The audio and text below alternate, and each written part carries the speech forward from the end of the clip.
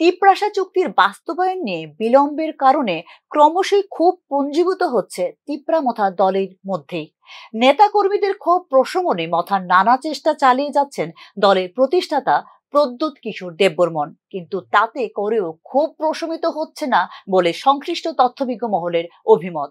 ইতিমধ্যে দিল্লিতে গিয়ে কেন্দ্রীয় স্বরাষ্ট্র মন্ত্রকের উত্তর পূর্বাঞ্চলের উপদেষ্টা একে মিশ্রার সাথে আরো এক প্রস্ত বৈঠক করল তিপ্রামথা নেতৃত্ব।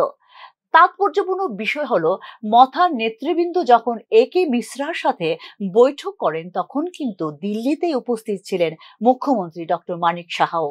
এই ক্ষেত্রে মুখ্যমন্ত্রীর সাথে কোনো রকম যোগাযোগ কিংবা আলাপ আলোচনা করেনি মথা নেতৃত্ব। স্বাভাবিকভাবেই দিল্লিতে যখন মুখ্যমন্ত্রী, ঠিক তখনই একে মিশ্রার সাথে মথার নেতৃবৃন্দের বৈঠক অনুষ্ঠিত হওয়ার বিষয়টি যথেষ্ট তাৎপর্যপূর্ণ বলে মনে করছেন তথ্যবিজ্ঞদের একাংশ। শুধু তাই নয়, ফেব্রুয়ারি মাসের মথার এই বৈঠকটি পূর্ব নির্ধারিত থাকলেও এই ক্ষেত্রে তারা কিন্তু দেখা করতে পারেননি কেন্দ্রীয় স্বরাষ্ট্রমন্ত্রীর সাথেও। যদিও তিপ্রাসা অ্যাকর্ড চুক্তির পর বেশ কয়েকটি বৈঠক অনুষ্ঠিত হয়েছিল স্বরাষ্ট্রমন্ত্রী অমিত শাহের সাথে। ফেব্রুয়ারি মাসের বৈঠকে অ্যাকর্ডের সুফল পাবে রাজ্যের জনজাতিরা বলে ঘোষণা দিয়েছিলেন তিপ্রামথা সুপ্রিমো প্রদ্যোৎ কিশোর দেববর্মন।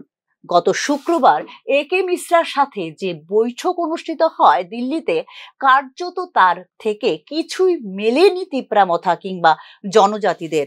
কবে নাগাদ অ্যাকর্ড বাস্তবায়িত হবে কিংবা একে মিশ্রার কাছ থেকে অ্যাকর্ডে যে সমস্ত বক্তব্য তুলে ধরা হয়েছিল তা বাস্তবায়নের কোনো ধরনের আশ্বাস পাওয়া গেছে কিনা এ ব্যাপারে কিছুই জানায়নি তিপ্রামথা নেতৃত্ব। ফলে ফেব্রুয়ারি মাসের বৈঠকের নিটফলও যে শূন্য তা কিন্তু স্পষ্ট বলেই মনে করছেন রাজনৈতিক বিশ্লেষকরা। এহেন অবস্থায় দলের ড্যামেজ কন্ট্রোলের জন্য নতুন করে ভাবতে হচ্ছে প্রদ্যোৎ কিশোর দেববর্মনকে।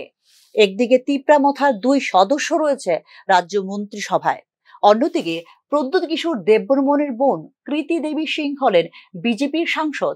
এই অবস্থায় অ্যাকর্ড ইস্যুতে আন্দোলনে যাওয়ার সিদ্ধান্ত নেওয়া কতটুকু সম্ভব হবে প্রদ্যোৎ কিশোর দেববর্মন বা তিপ্রামথার পক্ষে, তা নিয়ে কিন্তু যথেষ্ট সন্দিহান রাজনৈতিক বিশ্লেষকরা।